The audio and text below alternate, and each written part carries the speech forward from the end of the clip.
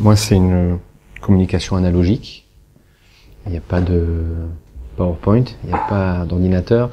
Et la discussion que j'avais avec Bernard et avec Vincent relevait plutôt, non pas d'une présentation canonique, au sens où je les vois depuis hier, avec une argumentation, un raisonnement, des données, mais plutôt quelque chose qui relève de l'échange et de la discussion. Parce que dans ce domaine-là, on navigue plutôt dans un paysage assez inconsistant en termes de concept, de caractérisation et de savoir de quoi est-ce qu'on parle vraiment. Quand on parle d'interaction science-société, quand on a creusé dans l'Alliance, on s'est aperçu que l'immense majorité des institutions et des gouvernements ne savent pas de quoi ils parlent.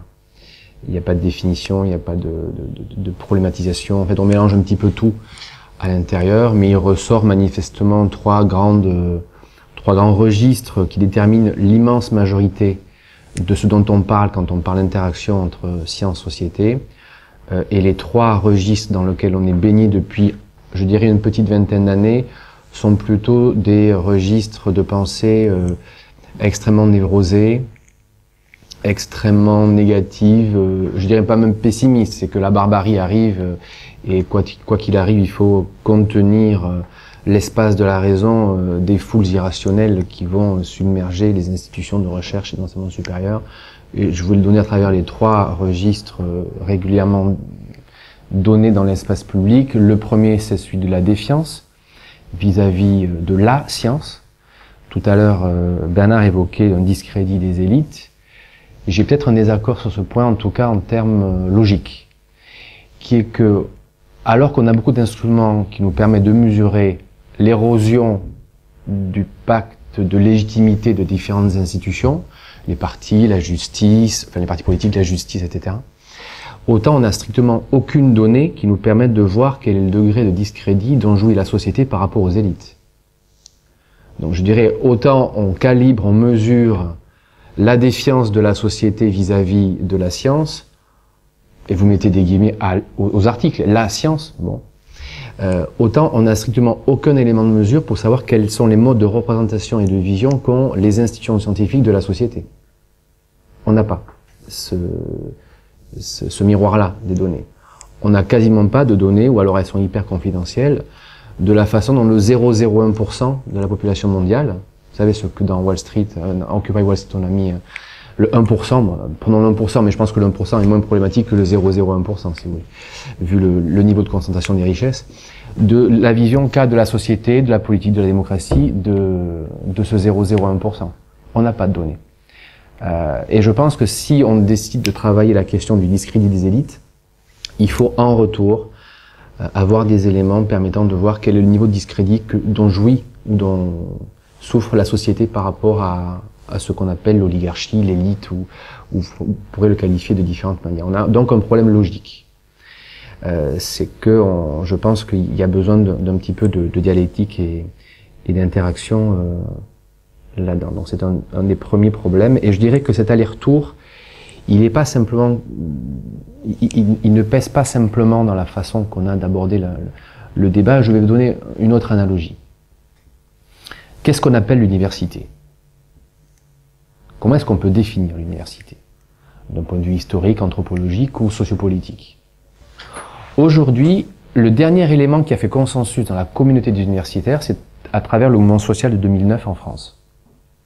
On a eu notamment des juristes, Stéphane Beau en premier, qui a fait un très gros travail permettant de donner le régime juridique qui assoit la légitimité des universitaires.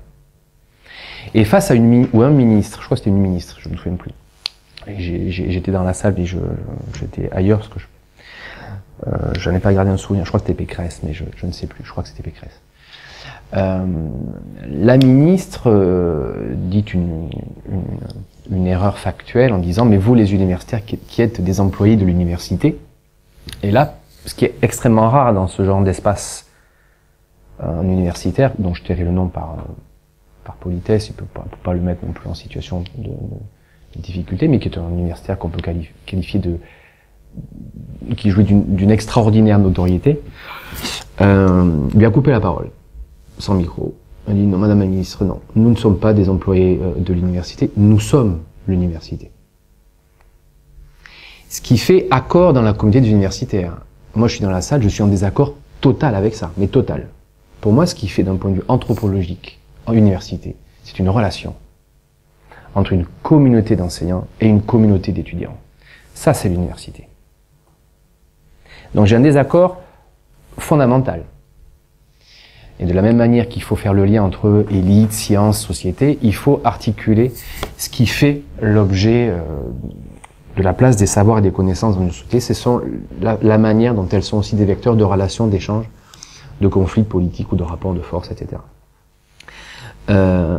Donc là, on voit, je dirais, le bain dans lequel nous baignons depuis la Révolution, enfin depuis l'émergence d'une société industrielle, qui réside pour moi de deux grands paramètres. Un qui est quasiment néolithique, c'est que au fur et à mesure qu'une démographie se développe dans une société humaine et que le nombre d'individus qui l'animent croît, mécaniquement, il n'y a pas de contre-exemple à ma connaissance dans les sociétés humaines. On développe une complexité et une division du travail mécanique. Ce sont des éléments mécaniques qui font que tout d'un coup, il y a des rapports de pouvoir, de force, et des hiérarchies de valeurs, de principes ou de situations qui font qu'on va progressivement diviser le travail.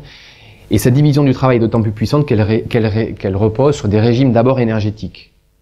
Ce sont les régimes énergétiques qui déploient essentiellement le niveau de complexité et de division du travail sur lequel il y a une soutenabilité de cette division du travail-là. Et la professionnalisation du monde de l'université, elle est le fruit mécanique aussi du fait que le régime énergétique sur lequel on repose est en apparence soutenable et qu'on peut payer 400 000 personnes aujourd'hui à temps plein en France à avoir comme vocation de produire des connaissances. On ne peut pas, avec un régime énergétique différent, financer, et d'un point de vue économique ça ne tient pas, financer 400 000 personnes, à peu près 180 000 dans le public et 190 dans le privé, en France, qui sont aujourd'hui dont la fonction est à temps plein de produire des connaissances. Ça repose sur un régime et de complexité et énergétique qui le permet et qui apparaît en apparence soutenable, et je pense qu'il ne l'est plus. Et je pense qu'on va de fait dans un régime qui va devoir revenir sur une trop grande division du travail, parce que d'un point de vue énergétique, ça tient pas beaucoup. Et on aura donc des problèmes de profession, de métier. On aura des problèmes de qui fait quoi, qui produit des connaissances, et de quelle manière on repose soit sur les professionnels de la profession, soit, ce qui est plutôt une vision civilisationnelle qu'on porte, de quelle manière ça ne contredit pas ce que vous disiez, monsieur, en clôture de votre intervention, l'apparition, l'émergence politique de plus en plus de participants, et pas des passagers clandestins producteurs de données, comme le disait Vincent tout à l'heure, de participants actifs à l'aventure de la production de la connaissance. Bon, ce cheminement fait que, évidemment, on se retrouve face à des institutions, à des rapports de pouvoir, à des fossilisations d'un agencement institutionnel qui font que cette question-là est plutôt quelque chose qui relève du wishful thinking que de quelque chose qui nous paraît accessible à moins de, je dirais, d'un demi-siècle ou d'un siècle. Ce que je vous dis là est de l'ordre de l'hypothèse longue durée. Pour autant, l'enfermement de la profession sur elle-même pose aujourd'hui des problèmes politiques, et c'est l'objet d'ailleurs d'échanges réguliers que je peux avoir avec Vincent et Bernard, que je vous propose de matérialiser aussi à travers des moments qui sont plutôt des luttes sociales. 2004 et 2009 dans le monde de la recherche, on a l'apparition de nos mouvements dont une partie d'entre nous espérions qu'ils seraient un élément de progrès, comme Sauvons la recherche, et qui sont pour nous des éléments de régression totale dans le débat, par exemple. En 2004 et en 2009, à quoi assistons-nous? À deux éléments de contexte. Le premier, un très haut suivi favorable des mouvements sociaux des chercheurs en 2004 et 2009, qui va durer 1 ou 2 semaines. En gros, dans les premiers sondages d'opinion, la population, dans plus de 70%, soutient le fait qu'il y a manifestement dans cette profession-là des problèmes de structuration, de moyens, de budget, et cette lutte-là apparaît tout à fait recevable aux yeux de l'opinion. 2 semaines après, ça chute, mais à un point extraordinaire, c'est en 48 heures. Les gens ne comprennent pas, au-delà du nombre de postes et du budget, de quoi ça cause. 2004, il faut quand même bien voir qu'il y a les assises de Sauvons la recherche, qui vont déployer, je crois, une 12aine d'ateliers. Il y en a un seul qui ne produit pas de résultats consensuels. C'est l'atelier Recherche, Sciences, Société, piloté à l'époque par Françoise Héritier, qui se fait laminer dans les commissions de travail, par des gens notamment de Sauverons la Recherche, et cet atelier-là n'accouche de rien, et ne donnera pas de débat ou d'output partageable, ce qui signifie que cette profession, qui est une partie, je pense, la vôtre, a les pires difficultés à énoncer le pacte sociopolitique sur lequel repose sa légitimité et la vocation de son travail. Ce qui ne veut pas dire que ces métiers-là sont d'une importance capitale ou civilisationnelle majeure, comme ce que nous partageons tous. Mais cette communauté ne peut pas, et à mon avis ne pourra pas, seule, raconter, conceptualiser, voire théoriser la vocation qui est aujourd'hui la sienne dans une société telle que, voilà, dans laquelle nous vivons. Cet inconfort-là, une immense majorité des chercheurs ne la reconnaît pas publiquement, a des très grandes difficultés à en faire un partage de difficultés. Voilà. Comment est-ce qu'on travaille cet objet-là? Chacun s'enferme dans ses propres disciplines ou dans ses propres trajectoires de travail et de recherche. Et progressivement, je dirais les décennies passant, on se retrouve avec une très très grande difficulté à aborder les enjeux politiques qui sont ceux de la recherche. Pourquoi chercher? Dans quelles conditions? Quel est l'avenir du métier? Quelle est la place de la société? Quel est le pacte démocratique sur lequel ça repose? Quelles sont les modalités de choix des orientations et de la programmation de la recherche? Pourquoi prioriser ça plutôt que d'autres solutions? Et on a des régimes, des histoires qui nous sont racontées. Et j'en veux pour preuve aujourd'hui, c'est que malgré des insistances très fortes d'en faire des programmes de recherche, et pas simplement des outils de pacification des rapports entre le monde de la recherche et le corps social, qui pour nous sont de très très bonne facture, on voit assez bien, c'est que ces questions-là ne font quasiment pas l'objet de recherche. Il y a quelques disciplines qui n'ont pas de CNU propre, comme les STS, etc., qui traitent ces questions-là avec des historiens, des sociologues, des philosophes des sciences, mais de la même manière que Bernard plaide pour des programmes de recherche ambitieux sur l'épistémologie, enfin l'impact des épistémologies numériques dans différents champs disciplinaires, il est évident que l'enjeu démocratique et politique de la façon dont la science se produit par rapport à ses interactions avec le corps social doit faire l'objet aussi de recherches qui ne sont pas la propriété d'une discipline ou d'un champ qui serait celui des STS.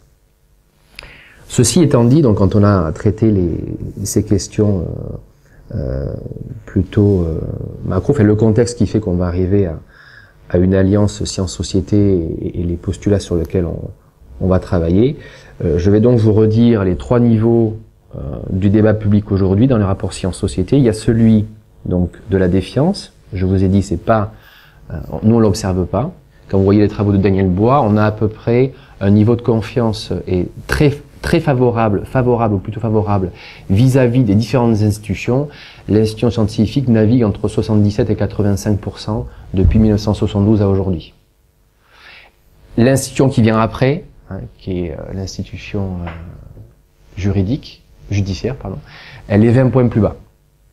Donc, le socle de vérité ou de confiance sur lequel nos sociétés reposent aujourd'hui, et si celui-là s'érode, là pour le coup on est en situation extrêmement difficile, c'est l'institution scientifique. Et ça ne donne pas de la défiance à laquelle on est confronté, c'est de la critique. Et une montée des différentes catégories d'acteurs qui participent de façon intelligente et intelligible à la montée de la critique.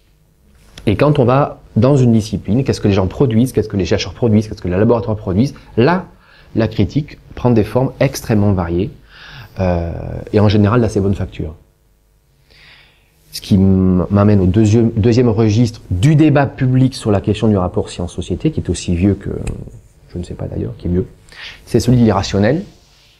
Je vous rappelle donc les attendus de la loi de 1982, la gauche au pouvoir, et c'est la gauche qui arrête radicalement en 81 et 82 toute forme d'innovation socio-scientifique dans le pays depuis les années 60.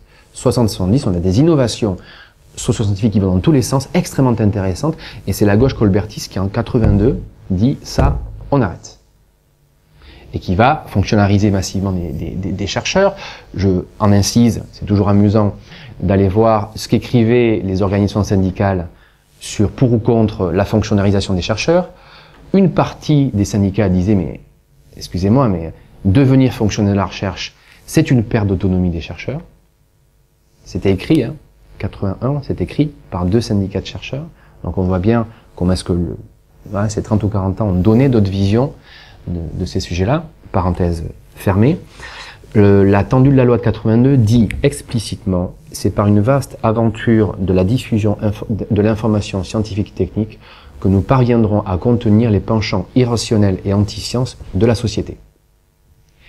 Donc, la doctrine de l'État par rapport à sa vision qu'elle a de la société, elle est vue comme la société est un danger potentiellement irrationnel, et c'est parce que par une vaste aventure de propagande positive, avec des très bien intentionnés, là-dessus il y a des registres différents, mais quand même, c'est ça d'abord qui va permettre d'éviter la barbarie.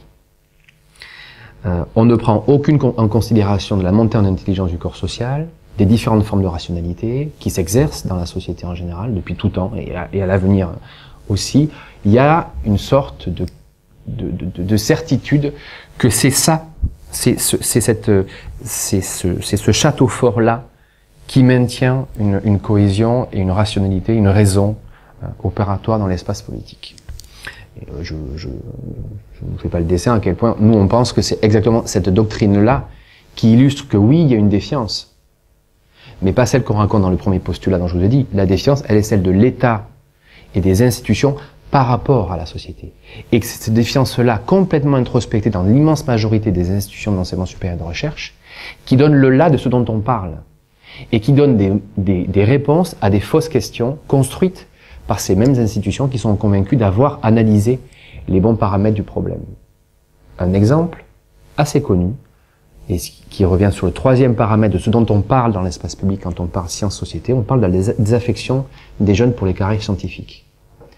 Aucun chiffre, français ou européen, ne permet aujourd'hui d'affirmer cette désaffection pour les carrières scientifiques et techniques. Entre 2004 et 2012, nous sommes passés de 690 000 jeunes inscrits dans le supérieur dans les filières scientifiques et techniques à 763 000. Plus 10,8% avec une démographie qui n'a monté de 5,2. Par contre, selon qu'on soit dans une filière sélective ou à l'université format français, selon qu'on soit dans une filière très spécifique comme les mathématiques par exemple, on a des chutes démographiques extrêmement parfois préoccupantes, mais d'un point de vue de la démographie majeure ou de la macro-démographie en France, il n'y a pas de problème de désaffection pour les filières scientifiques et techniques. Il y a même des filières qui se portent extrêmement bien. Il n'y a pas une seule filière sélective que vous entendez dans l'espace public sur ces questions-là. Pas une grande école, pas une école d'ingénieurs, pas un IUT, pas un BTS. Ces acteurs-là ne participent pas du débat de la désaffection. C'est essentiellement les acteurs de l'université qui y participent. Parce qu'au sein de l'université, là, il y a un problème politique de structuration, d'organisation, d'institution. Mais au prétexte que l'université dirait le tout de la désaffection, on a le sentiment que cette vision restrictive du problème dit l'ensemble du problème. Ceci est donc un troisième problème, je dirais, de pure rationalité. De quoi parlons-nous? Or, quand on est confronté à ces trois paramètres-là que, par exemple, dans l'Alliance, nous contestons, éléments à l'appui, on n'a pas non plus dit grand-chose. On a donné des contre-postulats, pas de défiance, de la critique, pas d'irrationnel, mais au contraire, une montée en rationalité siècle après siècle, de façon non contestée, dans toutes les interstices du corps social. Aujourd'hui, n'importe quel collectif humain, association, entreprise, collectivité territoriale, groupement d'habitants, ce que vous voulez, agit en rationalité. La plupart du temps, quand vous voyez un collectif d'habitants traiter, je sais pas moi, la fédération des quartiers, la fédération française des quartiers, par exemple, des régies de quartier, montées à partir des années 80-90, regardez comment est-ce qu'ils travaillent aujourd'hui, quels sont les sujets qu'ils se posent, de quelle manière ils travaillent sur leurs sujets, sur la santé dans les quartiers. Avec l'INSERM, ils bossent, ils observent des choses sur leur territoire, ils tentent d'objectiver avec des partenaires, souvent de la recherche, le sujet dont ça parle, et ils essaient de le traiter. Une entreprise, quand elle évoque sa propre stratégie d'avenir, elle fonde en rationalité sa vision d'un futur. De la même manière qu'une collectivité territoriale ou que le ministère de la Recherche utilise à peu près les mêmes outils pour se projeter dans un futur. Donc je dirais que la bonne nouvelle, c'est qu'on n'est pas du tout dans une situation d'irrationnel. On peut agiter en permanence les cartomanciennes et les raéliens dans l'espace public. Ça ne dit pas l'immense trajectoire civilisationnelle dans laquelle on se trouve, c'est que la raison, les formes de raison rationnelle sont aujourd'hui les formes canonique de l'immense majorité des groupes humains aujourd'hui en action dans nos sociétés. Donc la rationalité, elle est partagée. Et il y a donc des problématiques qui sont des problématiques politiques, c'est quelle est la spécificité, quelle est la plus-value et quel est le rôle politique des institutions d'enseignement supérieur de recherche. Avec une montée de la critique, avec une tendance à la montée des formes de rationalité dans le corps social, alors la plus-value, pour le dire en des termes assez prosaïques, des institutions scientifiques et des institutions d'enseignement supérieur de recherche, quelle est-elle? Quelles sont-elles?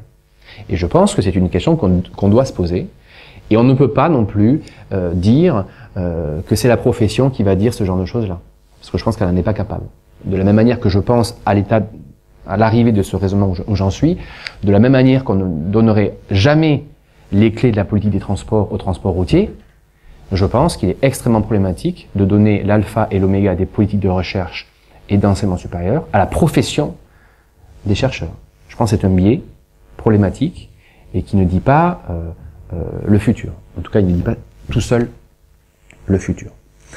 À cette étape-là de notre travail au sein de l'Alliance, on est arrivé à un problème d'observation.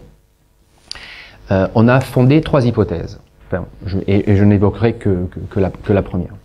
Je vais évoquer l'hypothèse principale sur laquelle aujourd'hui nous travaillons dans l'optique du colloque forum qui aura lieu du 7 au 9 janvier à Paris. Nous postulons, si nos intuitions, parce que là pour le coup on n'est pas des chercheurs, moi je suis pas chercheur, j'ai des intuitions, j'ai une lecture politique des choses. Donc pour le coup, une partie de ce que je dis peut être foireux. Et donc on travaille avec les acteurs de la recherche pour savoir si nos intuitions sont fondées en raison, voire en données. Nous postulons que si ce n'est pas de la défiance et de la critique, et aujourd'hui personne ne conteste cette hypothèse-là, article scientifique à l'appui, si ce n'est pas de l'irrationnel, mais une montée des formes de rationalité, donc une contestation de la légitimité du monopole de la rationalité par les institutions de recherche et d'enseignement supérieur, si ce contexte-là est celui dans lequel nous vivons, et nous pensons que c'est ça, alors nous devons avoir une chose qui doit submerger le corps social, c'est une profusion massive des interactions entre les institutions de recherche et d'enseignement supérieur et la société sous toutes ses formes. C'est ça qui doit mécaniquement être le sel de notre réalité sociale. Et nous pensons que c'est ce que nous ne voyons pas mais qui est là. Nous pensons que les formes d'interaction sont massives, mais elles sont invisibles pour une raison, c'est qu'elles ne sont ni caractérisées, ni définies, ni qualifiées, ni observées, ni accompagnées. Nous avons donc fait une seconde étape dans notre travail, nous avons questionné la plupart des institutions de recherche et d'enseignement supérieur et le ministère et la Commission européenne pour savoir s'ils avaient des outils dans leur propre stratégie d'organisation pour qualifier et caractériser ce dont on parle. La réponse est non. Ils ne définissent, ils ne caractérisent, ils ne qualifient, ils ne quantifient rien de ce que je vous raconte. Rien. Ça ne fait pas sens dans ces institutions. Ça fait sens dans le corps social, mais ça ne fait pas sens dans ces institutions-là.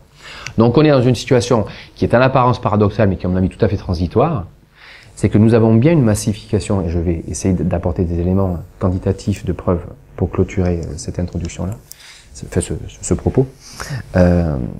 Nous sommes en situation où il y a une massification des interactions, et en parallèle une invisibilité politique, conceptuelle, de ces interactions-là, parce qu'on n'a jamais pris le temps de les définir et de voir si elles apportaient une plus-value dans l'aventure de la production de la connaissance. Alors, pour voir si oui ou non on était dans une massification de ces interactions-là, il a fallu que nous fassions un petit travail tout à fait instable et pas du tout abouti de définition de ce que nous avons appelé des familles d'interactions. Ce que nous avons appelé, ces familles d'interactions, on les appelait des interfaces.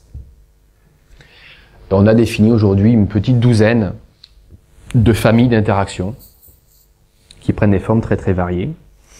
De mémoire, je ne pourrais pas les citer les 12, mais je vais vous dire à quel point on essaie de décaler le regard en évitant les 2 biais dans lesquels nous ne voulons pas tomber. Le premier, le biais de la polémique et des controverses dans l'espace public, qui disent beaucoup des formes d'interaction. On parle pour ou contre les OGM, pour ou contre le gaz de schiste et ce genre de choses-là. Ça dit beaucoup de la façon dont c'est médiatisé dans l'espace public. Et la seconde niche dans laquelle on n'avait pas envie de tomber, c'est de dire que les recherches participatives diraient l'alpha et l'oméga des interactions. On voulait éviter ces 2 biais-là. Donc on a essayé d'élargir le spectre de notre intérêt. Nous avons donc des familles d'interactions. Bon, la première, je viens de la citer, les controverses, qui sont des porosités, des conflictualités, sont une forme d'interaction. Il y a des scénographies de controverses, il y a des formes de controverses, mais c'est une famille d'interactions.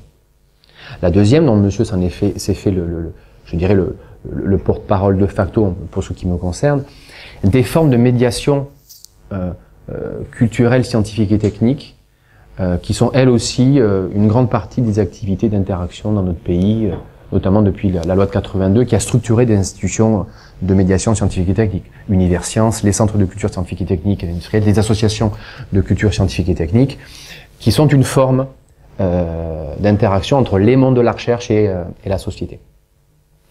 Mais le travail avançant, on a décidé de regarder dans quels espaces, et dans quels lieux et dans quels moments de nos vies politiques des acteurs scientifiques coopéraient avec des acteurs économiques, politiques ou sociaux pour faire quelque chose. Et on a découvert des nouvelles formes d'interaction opérant dans le monde réel d'aujourd'hui, que sont par exemple les choix d'investissement et de finance. Quels sont les lieux où on choisit l'investissement, où on choisit l'orientation de financement? Ce sont en général souvent des mondes de l'expertise, de la science, de l'économie et du politique qui se réunissent et qui partagent des visions d'un futur et qui font des paris sur le futur. Nous avons aussi, comme autre forme de famille d'interaction, tout ce qui relève des méthodologies de prospective et d'anticipation. Ça dit beaucoup, on y consacre beaucoup de temps dans nos sociétés à ça, beaucoup. Il y a beaucoup de gens qui travaillent là-dessus, qui se réunissent, et beaucoup de laboratoires, chercheurs, de politiques, de collectivités, ce que vous voulez, qui se réunissent. Tout ce qui relève de la norme et de la loi est une forme d'interface. Confère les travaux, par exemple, de Jacques Perriot sur les normes ISO, comment est-ce que les normes ISO aujourd'hui sont travaillées, elles sont travaillées de façon tout à fait différente des années 70 ou 80. Les acteurs qui participent de la définition de normes sont aujourd'hui des scientifiques, des experts, des pouvoirs politiques, des pouvoirs économiques, des acteurs sociaux. Alors, les normes d'Internet, par exemple, si vous allez aux réunions qui sont tout à fait ouvertes, W3C, vous pouvez y aller, vous avez c'est transparent sur leur site, vous avez les lieux et les phases de réunion. Ils pouvez être un individu comme Microsoft et vous pouvez participer à ces réunions qui travaillent sur les normes. Donc les normes sont aussi un moment dans nos sociétés d'interaction entre les mondes de la recherche et le corps social. Bon, je ne vais pas les définir les 12, mais vous avez vu l'intention qui était la nôtre, c'est que c'est plutôt ça qui dit la base de notre société d'aujourd'hui. Et comme on est en difficulté de caractérisation et de qualification, on observe, l'ANR en est aussi un exemple, comme le ministère de la Recherche, ceci n'étant pas défini ni caractérisé, ça n'est accompagné ni réflexivé d'aucune manière. Et l'Alliance Sciences-Société, je dirais pas qu'elle a envie de combler ce vide, mais en tout cas elle a envie de participer d'abord d'une culture commune et de vérifier si on dit bien les enjeux de la même manière et qu'on les politise. Parce que pour nous, si on ne politise pas les questions, c'est bien gentil, mais une somme d'activités, d'interactions ne dit pas grand-chose des formes institutionnelles à venir. On a beau avoir des millions d'interactions recherche-société, ça peut tout à fait continuer avec les mêmes formes institutionnelles d'aujourd'hui. Ça finira par péter, ça finira par poser des vrais problèmes de rouage. Mais on peut avoir des éléments de preuve sur la nocivité de la finance globalisée et les apporter sur la table. On s'aperçoit que c'est pas les éléments de preuve qui permettent de modifier le cadre institutionnel qu'on aimerait, j'imagine, partie d'entre vous, je fais ce postulat-là, aimerait modifier le cadre institutionnel de la finance, du rapport entre finance et territoire, etc., par exemple. Donc on voit bien que si on ne politise pas les choses, on peut se retrouver à parler de ça encore beaucoup d'années. Je ne pense pas qu'on aura beaucoup avancé. Donc, à la fois construire une communauté d'intérêt politique autour de ces questions-là, et d'avancer des propositions de réformes structurelles et institutionnelles. Et je voudrais donc poser une question. Excuse-moi, j'ai oublié ton prénom. Dont j'ai entendu Vincent. Hier, pardon. Vous êtes tous des Vincent, d'accord. Il y a beaucoup de Vincent, d'accord. Ah oui, d'où le problème de. C'est maintenant que je comprends. Donc Vincent. Des présentations hier que j'ai trouvé absolument passionnantes, vraiment passionnantes. Pour le coup, il y avait un mot que tu as utilisé qui moi a fait résonance parce que je vois bien que c'est dans le paysage mental des chercheurs mécaniquement et il n'y a pas de jugement de valeur de ça, c'est de ça dont on parle. Tu avais un slide à un moment donné avec ta bourse de cycle et il y avait une flèche qui partait sur la gauche avec médiatisation. Et tu as parlé, ce que je l'ai noté, il faut que je retrouve... Ah oui, que ce processus-là de médiatisation, il parasite. Alors, le mot parasite, on peut l'entendre de différentes manières. Hein. Voilà, de différentes manières. Je l'ai quand même entendu sous une forme que c'est quelque chose avec lequel il faut composer. Ça fait chier, mais il faut composer avec ça. Et ça parasite, je dirais, la pureté du cycle qui était au centre de ton slide. Et que ce parasitisme-là, il était d'une certaine manière, tu le plaçais en forme d'extériorité avec ton cycle. Et moi, je pense qu'il n'est pas du tout en forme d'extériorité. Je pense qu'il fait partie du cycle. Il en a toujours fait partie. Il prend des formes renouvelées, problématiques. Là-dessus, je te rejoins. Mais il fait partie du cycle. Il ne peut pas être mis dans une boucle extérieure au système-là. C'est que la médiatisation est un élément, pas que du marketing ou du slogan qui permet de capter du fric par rapport à d'autres, parce on aura utilisé les meilleurs mots par rapport à d'autres. Typiquement, le marketing nano entre 96 et 98, qui va accoucher dans l'administration Clinton d'un vrai lâchage de fric. Il y a un vrai travail de marketing, parce que le nano, ça n'est qu'un préfixe marketing, ça n'a aucune consistance dans la recherche, parce que quand on va chercher sur la façon dont ça se décline en biologie, en informatique, etc., on ne parle pas du tout des mêmes choses. Donc ça n'est pas une unité scientifique, c'est un slogan marketing qui est très performatif, y compris dans la programmation et l'orientation de la recherche, mais il faut le prendre pour ce que c'est. C'est un préfixe dont on peut dire qu'il est plus ou moins consistant, et je pense qu'il est plutôt moins que plus. Mais ceci étant dit, voilà où l'Alliance en est aujourd'hui. On essaie forcément de sortir de notre rôle où on commence à conceptualiser des choses de façon plus ou moins foireuse, je le reconnais. Les interfaces dont je me fais l'écho aujourd'hui, je pense qu'il ne faut pas que vous ratiez beaucoup pour voir à quel point elles sont d'une consistance tout à fait relative.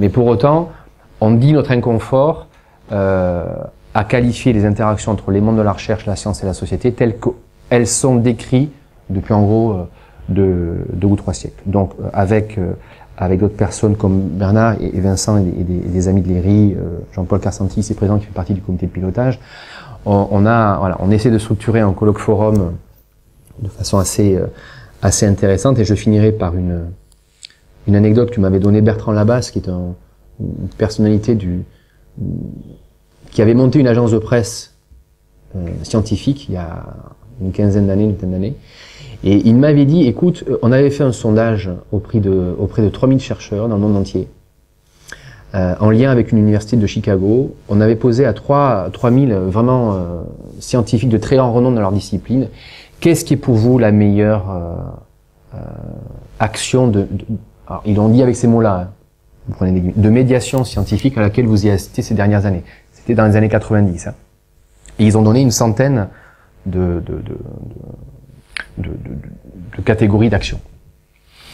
Ce qui arrivait en tête des gondoles de toutes les disciplines, c'était à l'époque la vente de 12 millions d'exemplaires du bouquin de Hopkins sur les nouvelles théories du temps, qui avait eu une masse de ventes gigantesque. Et personne n'avait jamais vu ça. 12 millions de ventes sur un truc rock'n'roll quand même. Et ce qui arrivait en bout, c'était le film de Spielberg sur Jurassic Park. Où il y avait beaucoup de contenu scientifique, de génétique, d'archéologie, d'anthropologie. Bon, il y en avait beaucoup de contenu. Et quand on questionnait les scientifiques, le canon de la médiation, l'alpha, l'oméga, le bon, le pur, Hopkins. Bertrand Labasse c'est un mec extraordinaire, très drôle en plus. Il a cette finesse-là, c'est que lui, il a fait une petite étude qualitative. Les mecs qui ont acheté le bouquin, ils ont fait quoi? Ils ont acheté le bouquin, très bien, ok. Ils l'ont lu, ils l'ont compris, ils l'ont lu jusqu'où, et ils ont donc fait un petit sondage en demandant des lecteurs du bouquin de répondre à un petit questionnaire. Et ils ont eu à peu près une dizaine de milliers de réponses. 97% des mecs sont pas allés au-dessus du premier chapitre. Réponse pourquoi? Imbitable, écœurant. Donc, c'était le super bon instrument pour écœurer les derniers qui pouvaient éventuellement s'intéresser à la physique contemporaine. C'était les 12 millions de ventes. Par contre, quand on traitait du film de Spielberg, avec toutes les perversions scientifiques, parce que quelle connerie il y avait dans ce film-là, d'un point de vue scientifique. Qu'est-ce qui se passe les semaines et les mois après l'apparition de ce film-là? Une explosion des pratiques archéologiques dans toute une série de pays. Des gamins, leurs familles qui vont s'intéresser à l'objet, qui vont critiquer, qui vont aller chercher de l'information et qui vont aller se faire une culture de l'objet lui-même. Donc selon l'objectif qu'on a dans la tête, on peut estimer qu'une modalité est canonique ou ne l'est pas, est brillante, n'est pas brillante, est une réussite ou ne l'est pas. Il faut juste être un tout petit peu plus mesuré dans nos analyses et nous estimons, nous, que la participation des citoyens à toutes les échelles des politiques de recherche, de l'orientation à la programmation, à la mise en œuvre de la recherche, à ces 3 étages-là, la participation active des citoyens est, à notre avis, le meilleur moyen d'une amélioration des questions de recherche, d'une modalité d'élargissement de la pensée, y compris dans le laboratoire, et d'une montée en intelligence collective qui est pour nous l'aventure qui nous attend.